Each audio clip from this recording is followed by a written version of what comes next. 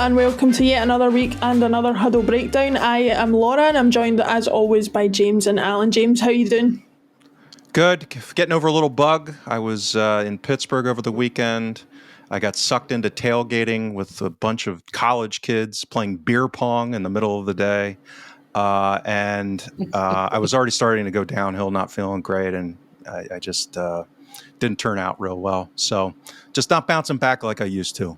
Not bouncing back anymore. Still, sounds like a more interesting weekend than my weekend. Alan, how was your weekend? As interesting as James? Yeah, very, very good actually. But yeah, the Sunday football consumption was delayed by a family gathering, so it was kind of getting very late when I settled down to watch the Celtic game, which probably didn't help my appreciation of it at that time of the night. But no, all good. It was no Picasso, Alan. Let me tell you. Probably was a Picasso. I'm in the school of thank goodness for these long locks I have. I can stick an AirPod in and still be listening to the game while at these gatherings and pretending to, be interested in what other people are saying, which I very rarely am. Apart from you two, obviously. First things first on the show this week, obviously we'll be doing a review of the away win against Kilmarnock. Alan, I will come to you first. What was your overriding thoughts on the game? Hilarious. I mean, who couldn't enjoy that, right? I mean, I'll go through in a bit, why this was a remarkable game, just by the numbers, really, in terms of where it sits in the pantheon of Celtic games that I have data for, and it was pretty remarkable actually. Just really the level of attacking that Kilmarnock did in the game, and so to win, a little bit like the Aberdeen 2-2 draw, really. You just don't see Celtic ever lose these types of games or even draw them, to be honest. Similarly, it's very rarely Celtic would win a game with that level of attack against them. So what made it hilarious, of course, was the opposition, the way that they played, and their manager just made it great fun. So I don't know, I just thoroughly enjoyed it. It was just one of these where you kind of think, because to me, really it was a dreadful performance from Celtic. It was pretty awful actually. There were some awful individual performances. It was a pretty awful team performance. But the way I look at it is it an awful performance that means that going forward we should be worried about how the team performs? Or are there sufficient specifics around this particular game on that particular day that meant that, yeah, it was horrible, it was ugly, it was dreadful, but I'm not really worried about the season going forward? And because I think it kind of fell into the latter, and maybe we can debate that a little bit, that's why I was just kind of happy, quite content to laugh at it as it unfolded. So yeah, nice bit of Schadenfreude, a nice bit of fun. I think it was my main takeaway, but we'll get into it. Yeah, James, I mean, I presume it's going to be one of the factors that Alan's talking about, but what was your thoughts on Kilmarnock and having to perform on that carpet of a pitch, and not carpet in a good way, carpet in my grand's carpet in a house that hasn't been vacuumed in about 12 years, that kind of carpet. Your poor gran, vacuum her damn carpet for her, Laura. Jeez.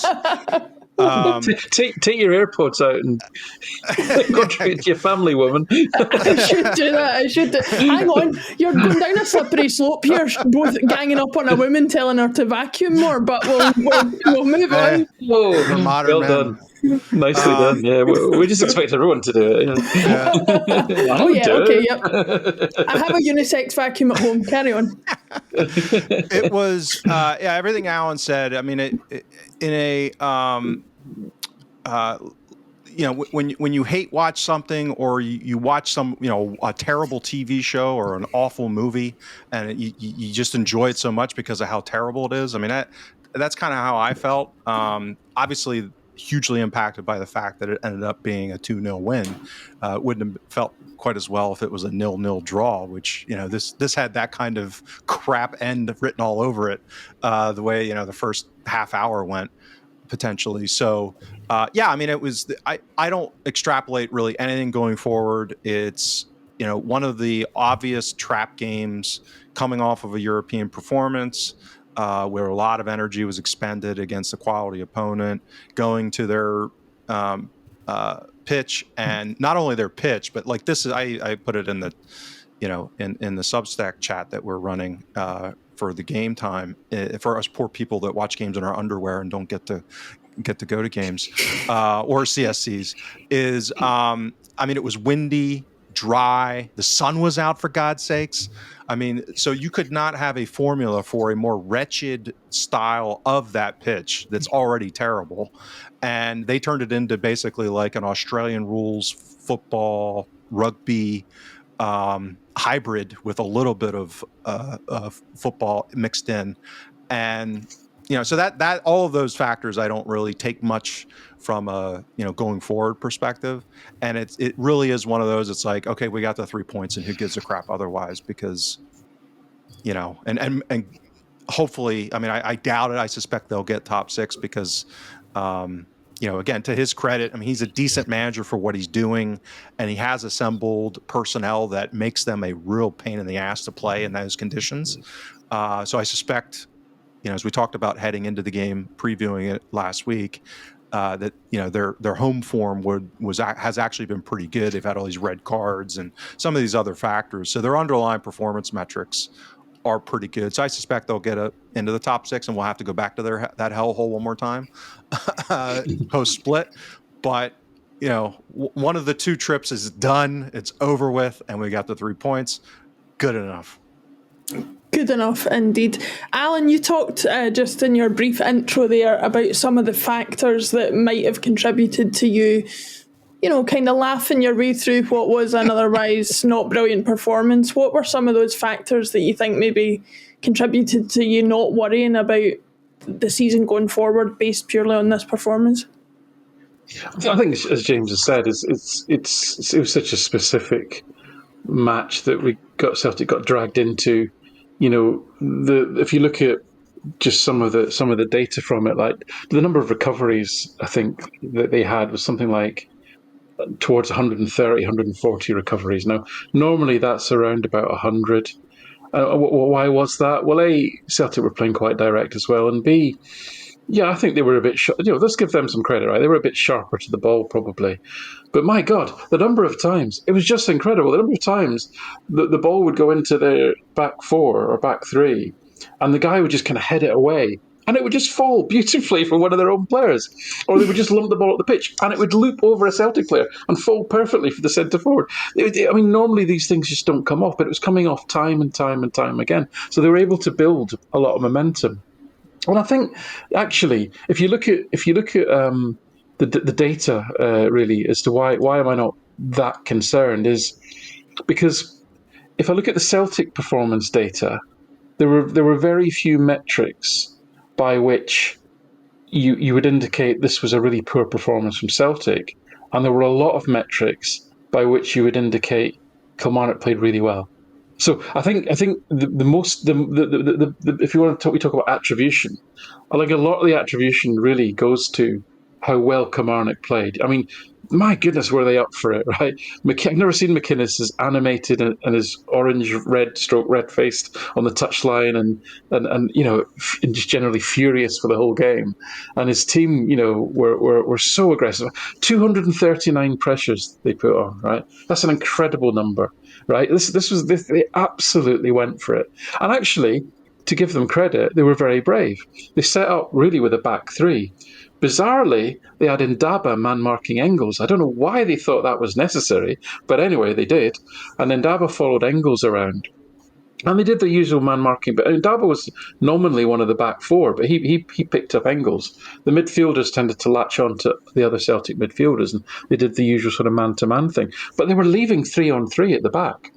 And the one thing that Celtic did do really badly, which was highlighted by Kuhn's goal, was they didn't hit the front men early enough, and they didn't put enough balls to turn their back 3, because they were playing quite high as well, quite aggressively high.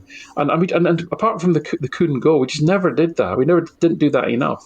Some of that's down to them, to credit, again, in terms of the number of pressures that they put on Celtic. And actually, 231 pressures to 138 that Celtic put on, 37 regains that they had, and 13%. Now, that's 19% of pressures led to regains on both sides. So their pressures weren't any more or less effective in that sense. But they did force Celtic into, I think, 20 pack turnovers, whereas for Celtic, I think there was something ridiculous like 5. So it was just hugely. We just kept giving the ball away, time and time again. In our own defensive third through that pressure. But if I just take you through why this was such a standout game, some of the data. So Celtic had 29 defenders packed. So that's Kilmarnock taking Celtic defenders out of the game with forward passes. That's the third most I've ever recorded. And in the other 2 games, Celtic lost.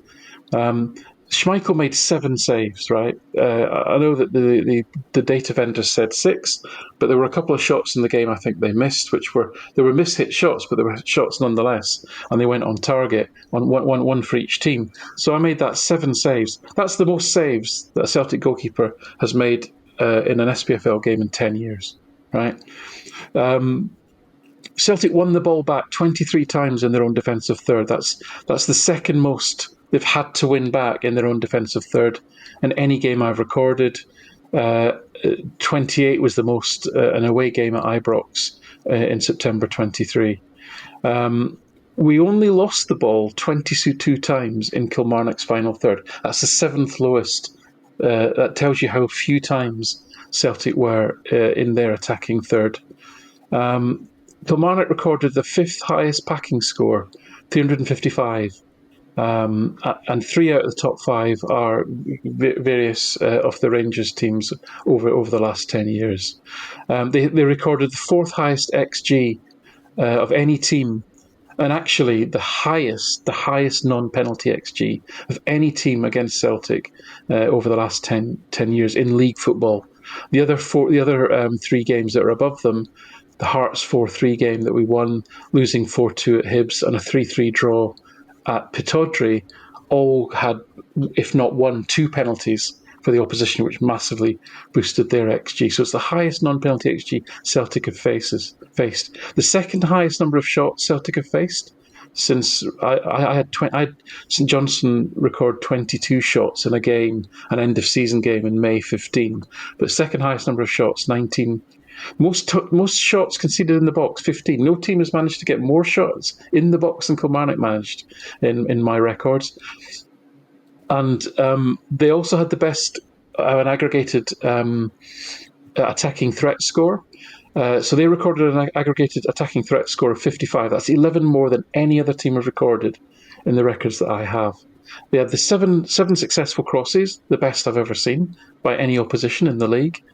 And the 4th highest expected goals difference against that Celtic have experienced. So all of those things, right? All of those things are not necessarily Celtic performing on their side badly. These were all things that Kilmarnock did really well. So I think, and we saw the benefit of Schmeichel. We saw the benefit of, some decent defending, last gasp defending, blocking shots and so forth. So that it was a remarkable game. There was a lot of records there that Kilmarnock, for what would say over a 10-year period, are a kind of mid-table team at best. For them to record so many highs or near highs statistically in that one match against Celtic, I think is remarkable, and you have to give them credit for it. Yeah, and just to clarify with you on the XG, so I was just looking it up as you were talking about it. You obviously said that it was the 3rd highest XG against Celtic, and the other 2 games there had been goals from the opposition team. The XG I've got off FOTMob is, is 2.20 for Kilmarnock and only 2.09 for Celtic. Is that roughly what you're talking about? That not only was it a high XG from them, but it was actually higher than Celtic's XG. It was by all the data vendors. Kilmarnock recorded a higher XG. Now, this comes back to what James was talking about earlier, which the XG model I use is a very unsophisticated one, but it tends to come out almost between Opta and StatsBomb, which are the other 2 XG models that I reference, right? So, and the reason that I use this model is because I've always used it. Therefore, it means I can compare apples with apples throughout throughout history, if you like, right? If I suddenly changed XG models, that would mean I'm comparing apples and pears suddenly, right? So StatsBomb, which is a highly sophisticated model, had this as 1.64 XG for Kilmarnock, 1.41 for Celtic, so a difference of about of 20.23. Opta had this as 2.33 for Kilmarnock and 2.09 for Celtic. So again, a similar difference of around sort of mid 0.224 in this instance. So almost the same difference, but quite a considerable uptick in terms of both teams' XG. I had this one as 1.45 to Celtic, which was almost exactly the same as StatsBomb, but 2.59 for Kilmarnock. So a difference of over 1 XG. Now that part of that is because I think both vendors missed a shot, right? So that was a shot that was actually quite close to goal, and because it just trickled to the goalkeeper. I don't think it got recorded as a shot, but for me it was a shot nonetheless. The fact the shot's a bad shot, it's still a shot, right? So. So there's quite. I would say that's a high degree of difference in the XG numbers by the three models, more than would normally be the case, and I think maybe that's because of there were a lot of shots there were quite a few headers actually that tends to sort of throw things a little bit, and that's would probably depress the StatsBomb model a wee bit. But I'm talking when I'm talking about all these kind of records, I'm talking about them in relation to my model that I use, because that is comparable going back multiple seasons. Yeah, and I was just going to supplement that. So it's above and beyond all the things that Alan mentioned as far as these records relative to Kilmarnock's side of the performance.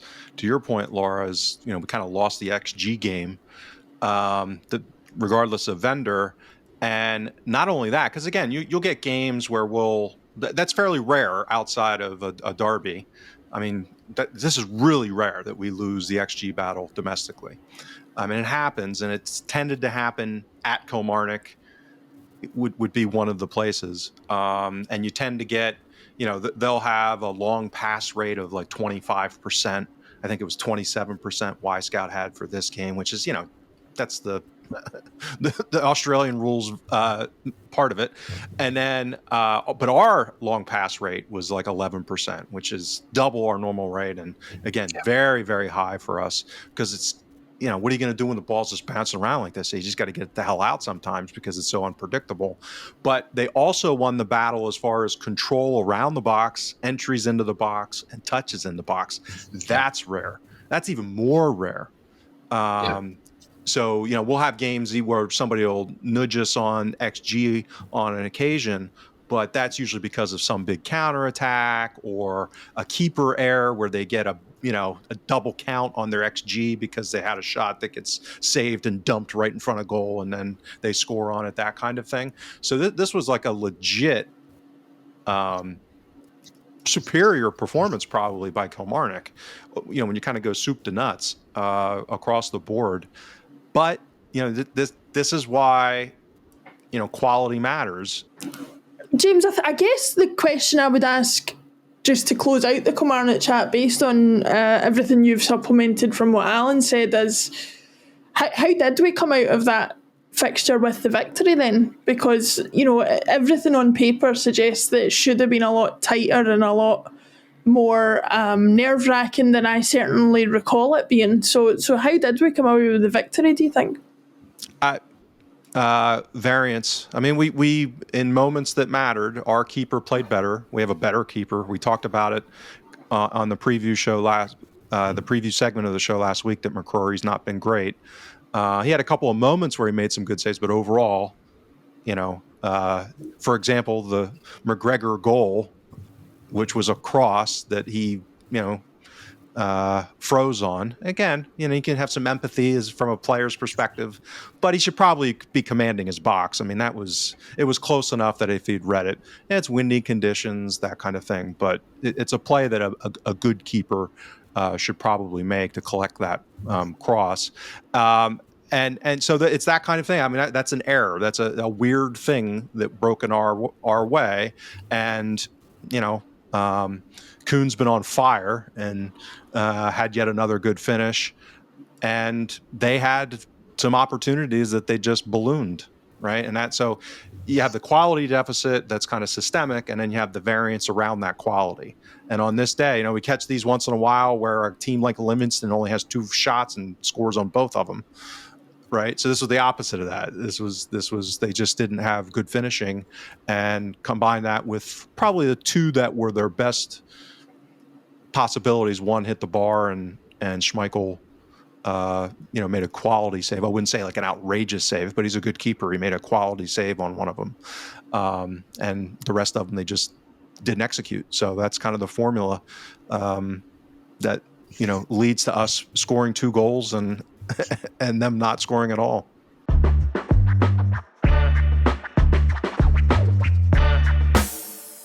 Listen, we're in no position to criticise. If anybody wants to have a wee squint at the stats from the 2-1 Barcelona game in 2012, you will understand fully how little those matter when the outcome is scoring 2 goals. But yeah, we got the victory. That's what was important.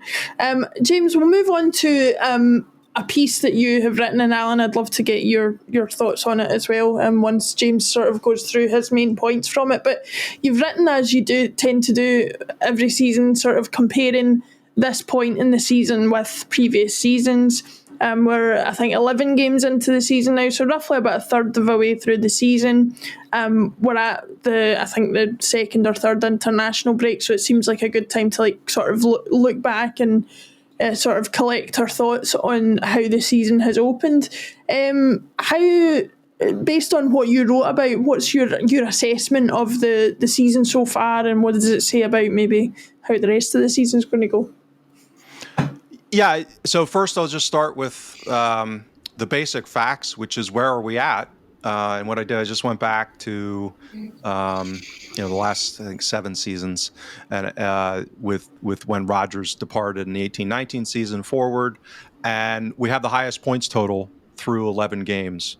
And to your point, Laura, it seemed like a logical time to kind of revisit some of the stuff. First time through a full round of league games at a international break.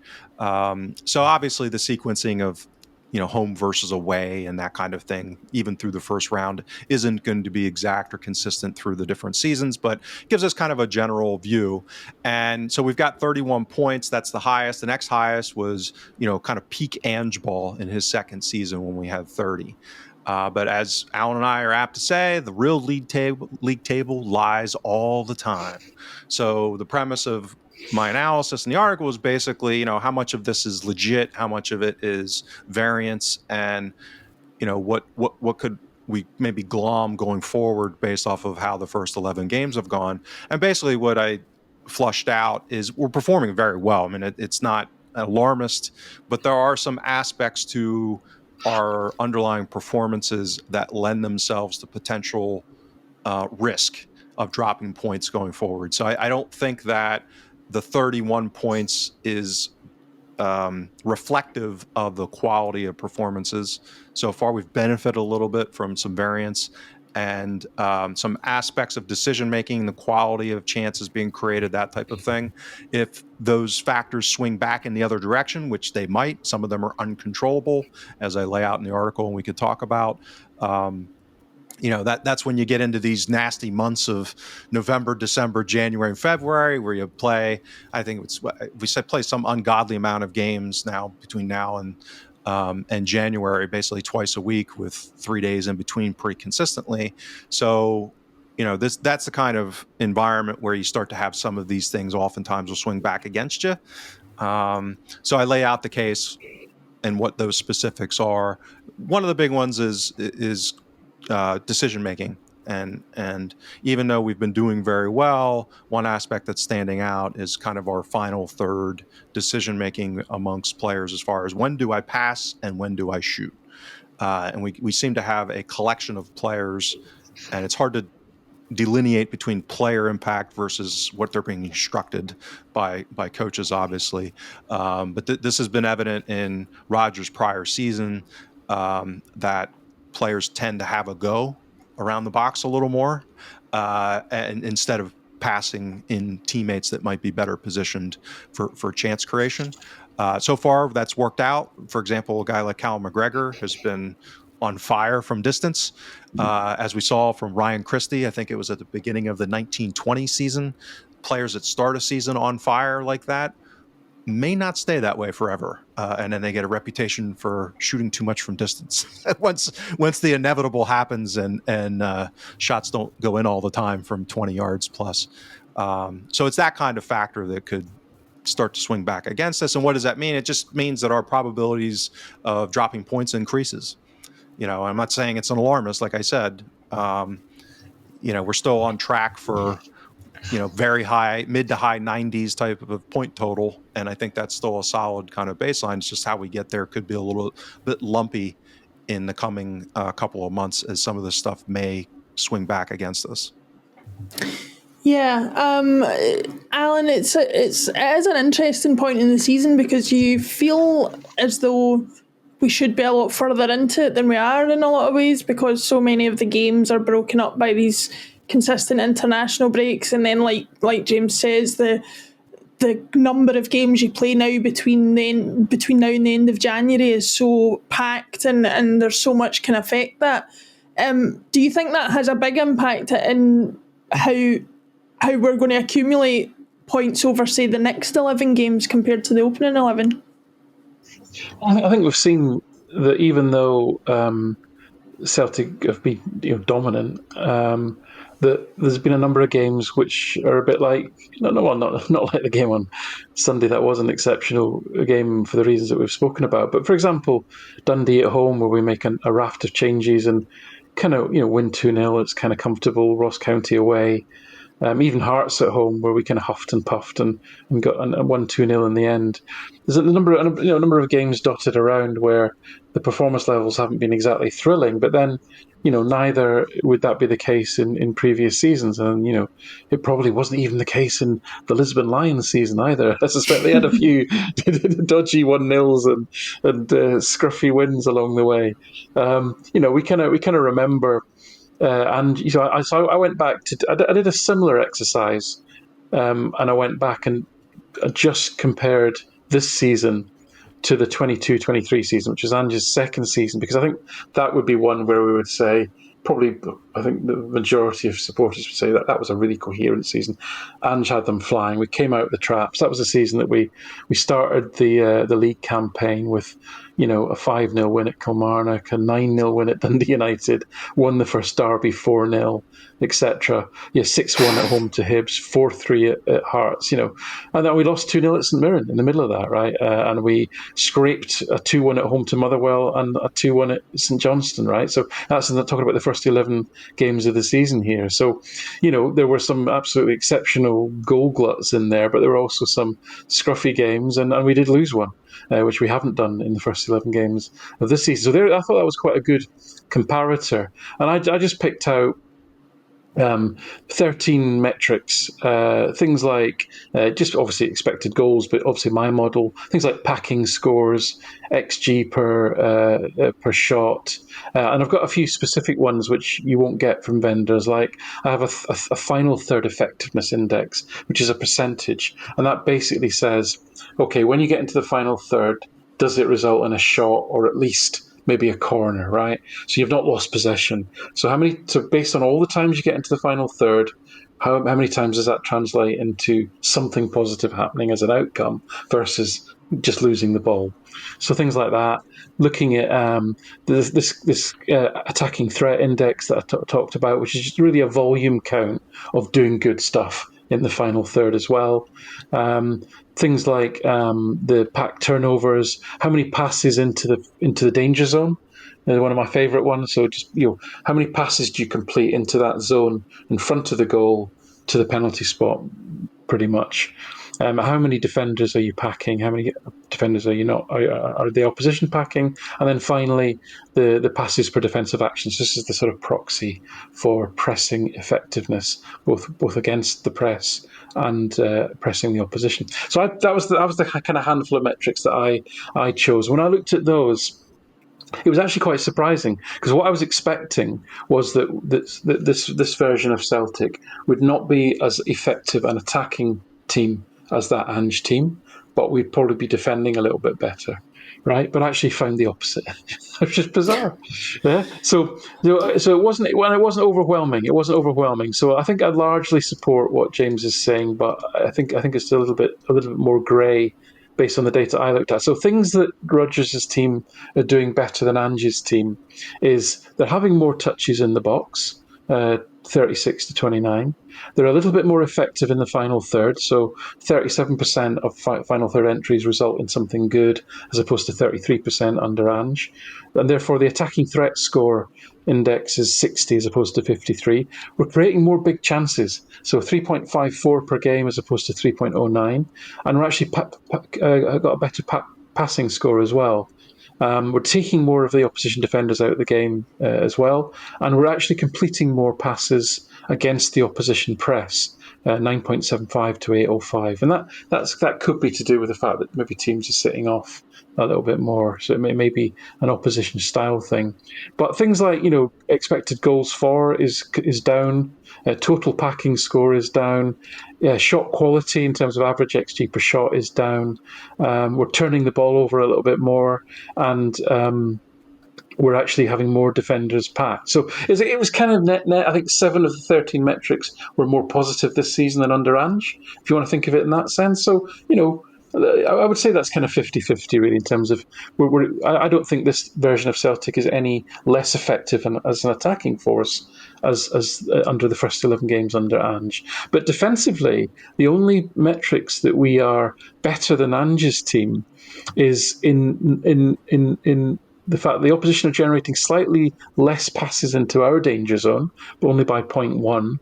And one that's probably less surprising is that the opposition's passes per defensive action is down, meaning our Celtic's press is a lot more effective, which I've talked about at length.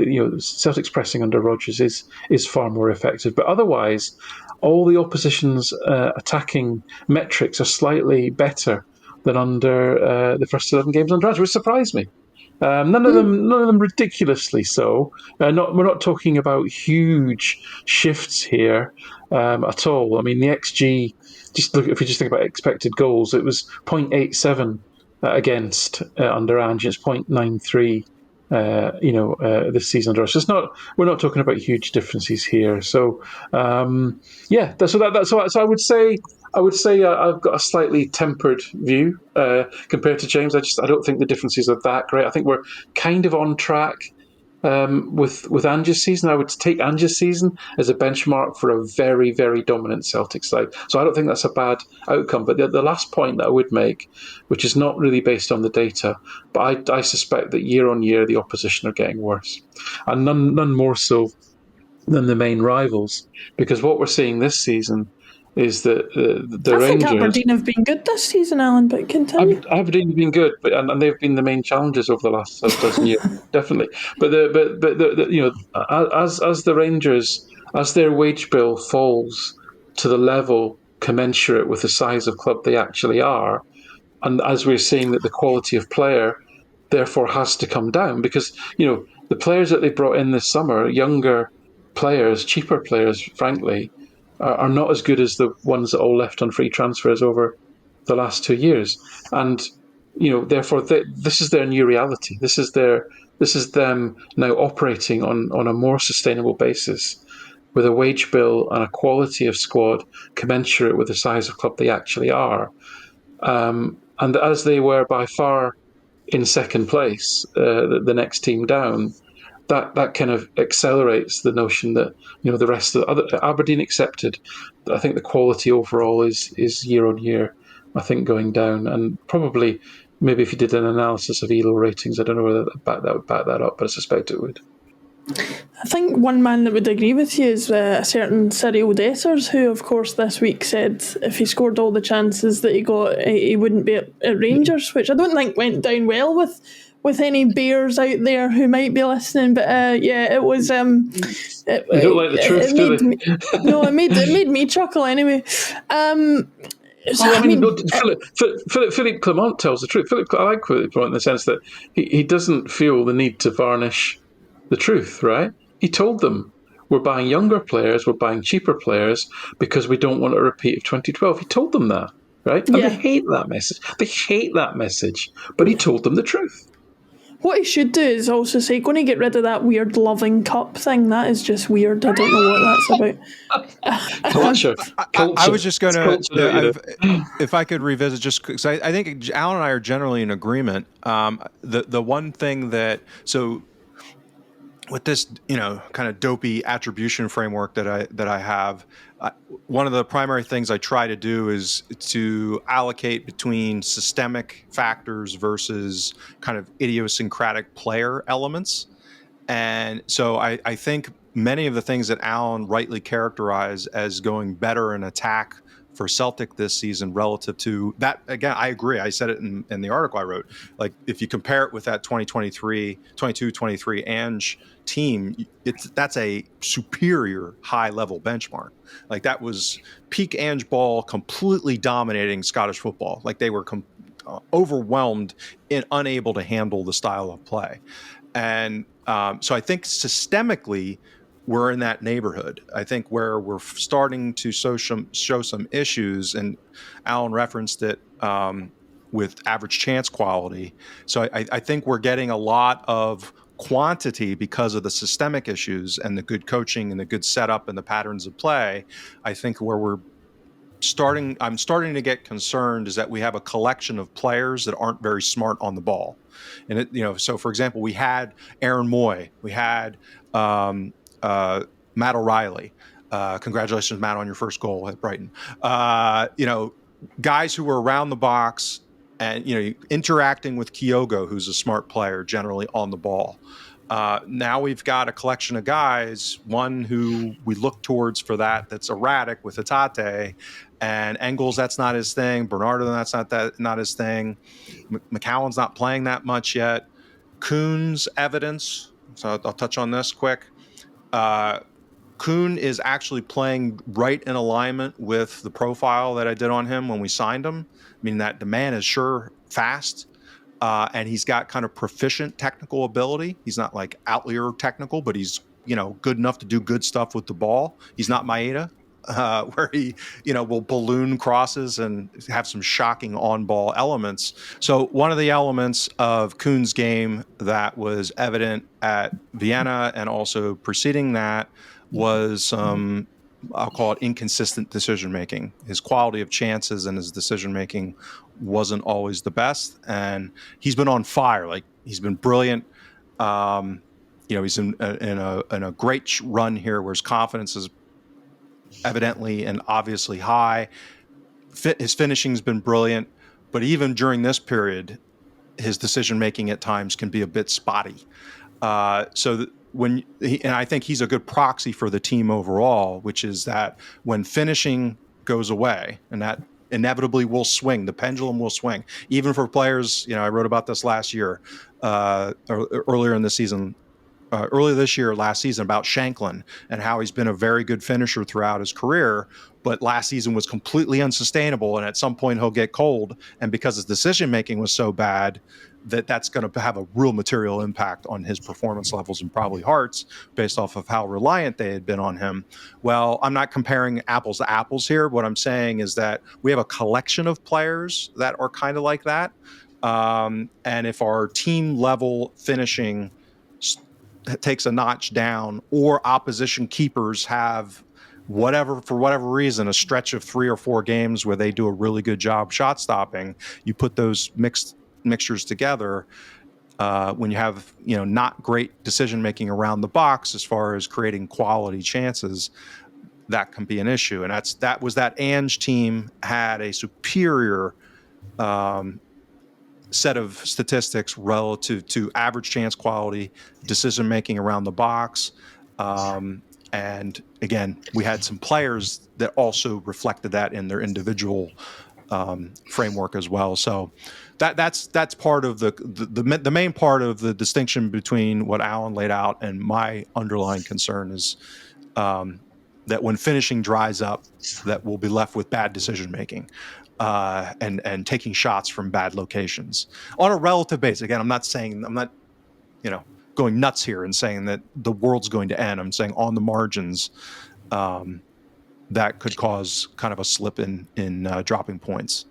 So James, sorry, Laura. So James, I'm interested in this. So last week I did a piece trying to start to feed through ideas on kind of player IQ, and I picked specifically the wingers.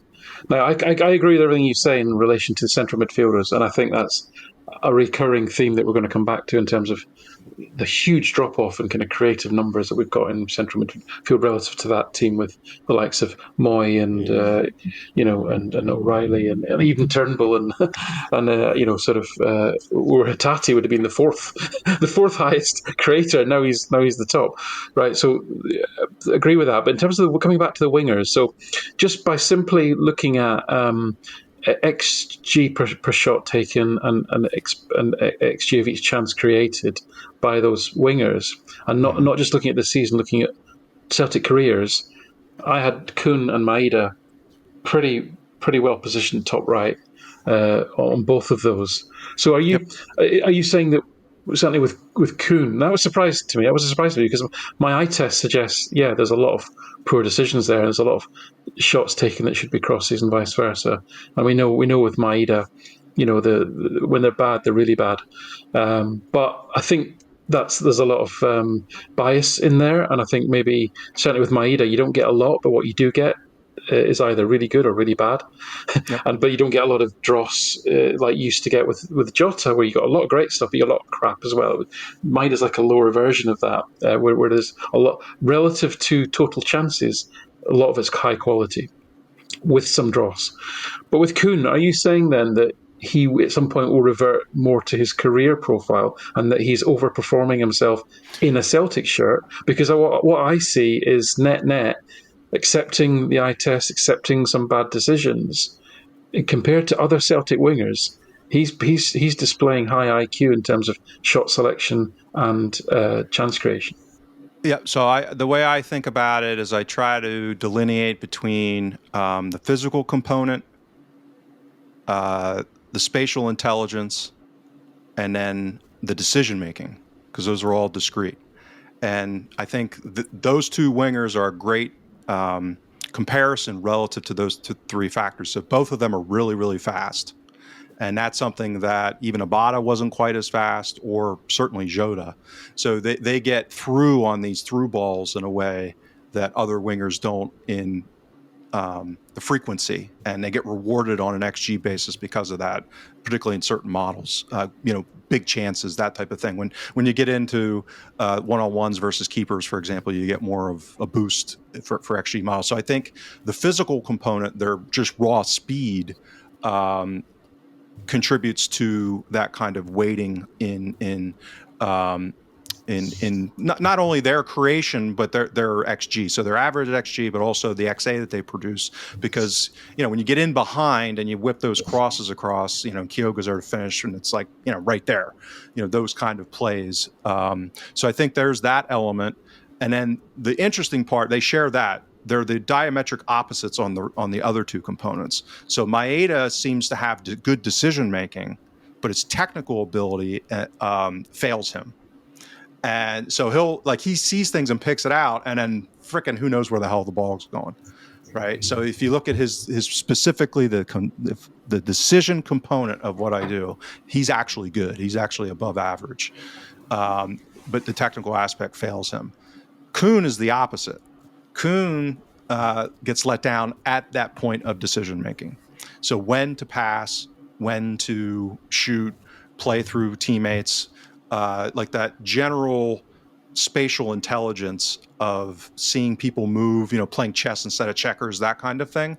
I think he has shown so far and throughout his career some weaknesses in that area. And the good part is that theoretically could be coachable. Which is why I find interesting that this has been a systemic issue in Rodgers' teams in the data that I've looked at. So I don't know, what's going on there. But the other part to me, which is, it's the Robin, aspect where he's always going to come in on his left. but he's so fast and quick that he does it anyway. But at some point, you keep waiting for teams to scheme around a guy to take him away.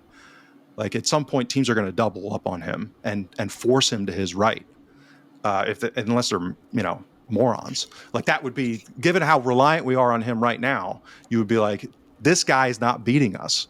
Double up with a midfielder, and whether it's a center back or a left back, and force him outside.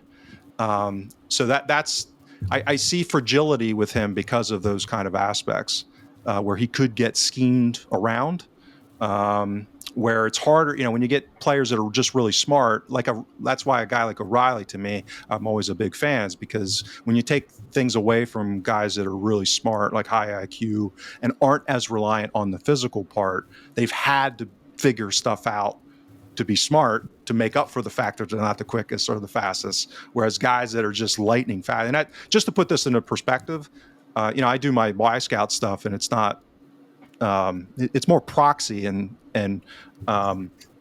correlates with speed. So I thought, and just looking at some video on him when we signed him, he's like, man, this guy's really fast.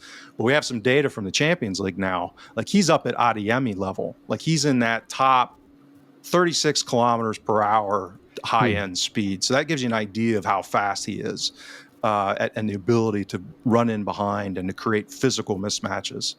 But that's, and I wrote this when we signed him, that ultimately the concern for him is against bunkered, the Aberdeen bunkered 2-2 draw. That's a scenario where I worry about him, where, there's 10 guys in front of him making the right decision as far as breaking that apart. At this point, I don't think that's a relative strength. And the data so far, even at Celtic, even during this incredibly amazing purple patch of insane performance that is legitimately all of that, it's that this piece is still lingering in the background. So.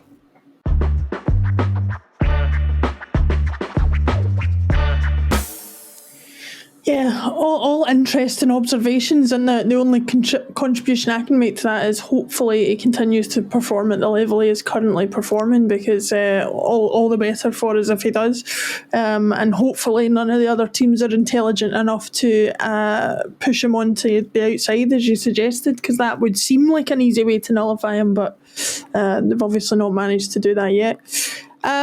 Just to close out the show, and Alan, I'll come to you on this. We're going to talk referees, not exactly in the way that we normally would, but a little bit in the way we normally would. For anybody who is listening to this on the week it was released, you might have seen on social media and in media in general that there has been a video released of Premier League manager David Coote allegedly making comments about former Liverpool manager Jurgen Klopp. The video footage suggested that it was him making those comments. I believe he is contesting the validity of that video footage, as one might if it put them in the position it has put him in. He was less than complimentary about the manager, and obviously it has led to massive discussions down south about referee bias, and the fact that in his case he is Manchester born and bred or somewhere around those. Alan, how ironic is it for you to observe the discussions going on at the moment around referee bias, considering what we have to deal with in Scotland? Yeah, for me, the frustration is that, obviously this is a bit of a shock and a shocking incident, and I'm sure Mr. Coote will probably regret this forever, ever and a day, in terms of he's got a very good career as a full-time, well-paid, high-profile referee in the richest league in the world, and that probably isn't going to last too long based on what he seems to have said. So that was a bit of a shock, but what isn't a shock is that, referees are human beings, right? And they have opinions on things, and some of those opinions might be quite strong.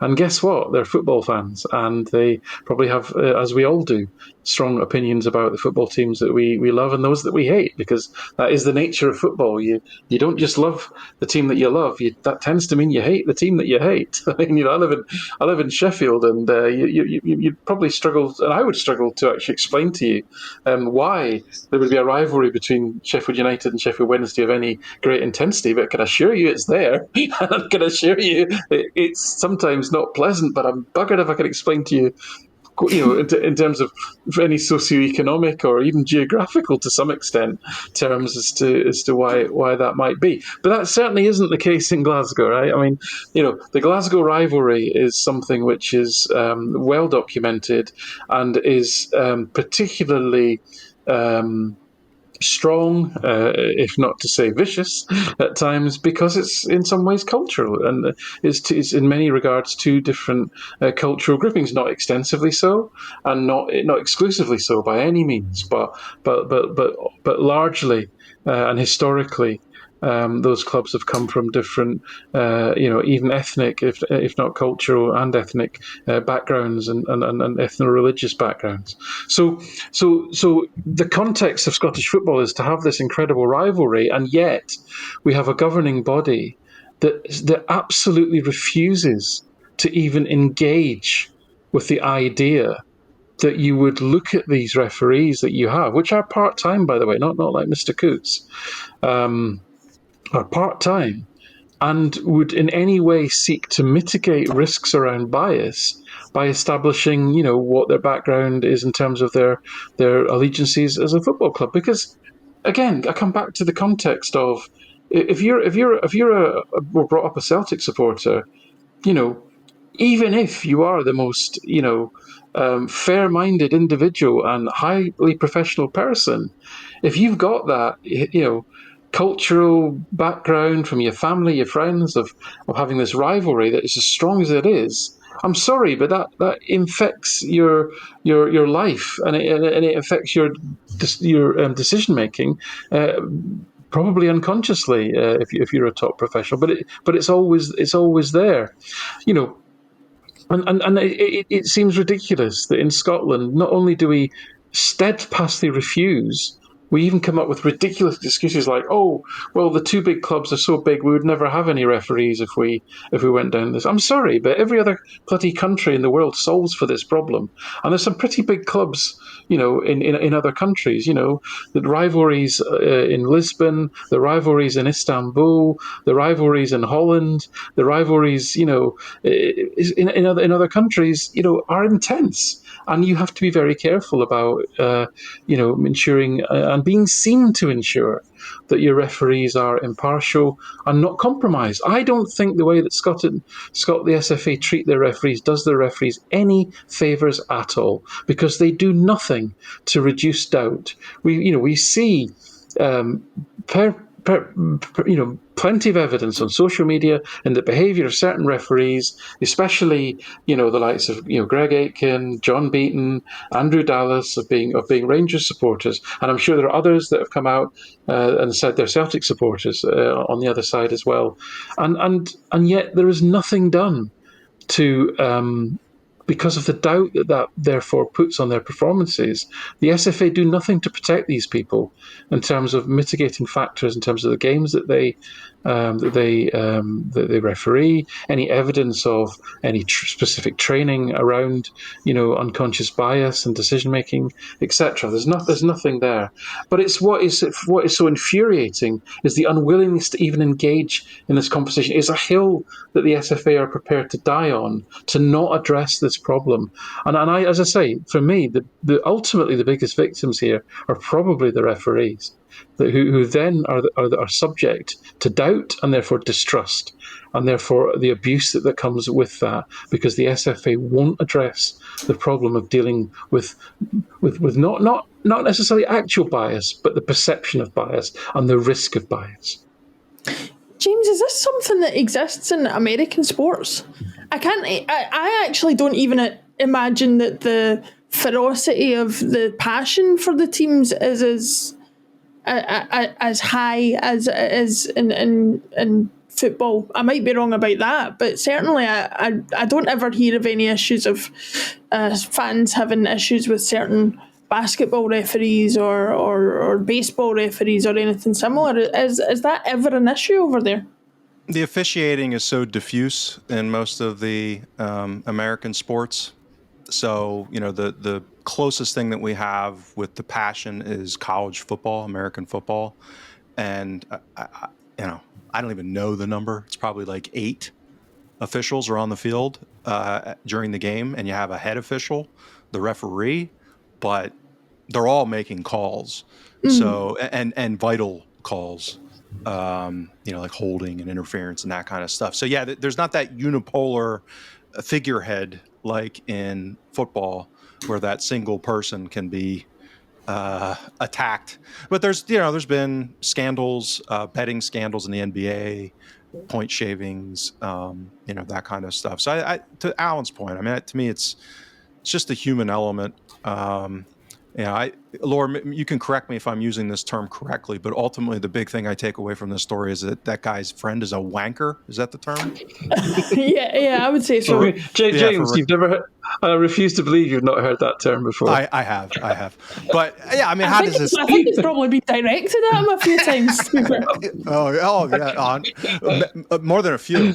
But yeah, I mean, I have empathy for everybody.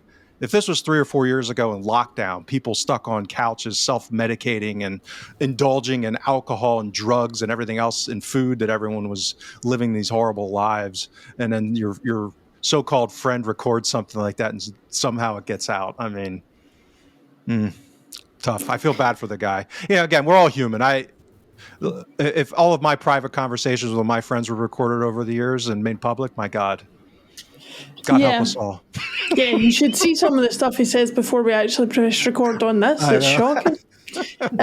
But no, I mean, I have my sympathies with the guy. He'll maybe think twice before trusting somebody sticking a camera in his face again. But that might be too late. Alan, James, it has been a pleasure. Before we go, is there anything coming up on the rest of the week in terms of Huddle Breakdown that either of you would like to share with the group? We're going to record. We have a special show. It's not going to be released this week, but we're recording a new special segment on Thursday that'll get released next week. So we're very excited about that. More to come on that. And then, we'll be just doing the regular extra time with Martin coming out on Friday.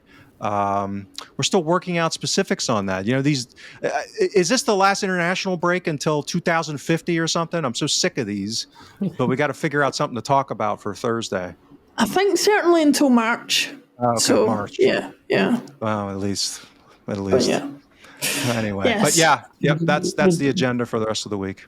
There might be another special as well that we do to sort of celebrate the launch next week in terms of moving to a subscription service. So watch out for that one. There could be something a little bit different for that as well. Keep your eyes peeled, everybody. Alan, James, thank you very much for joining me. Thank you everybody for listening, and we will see you all again very, very soon.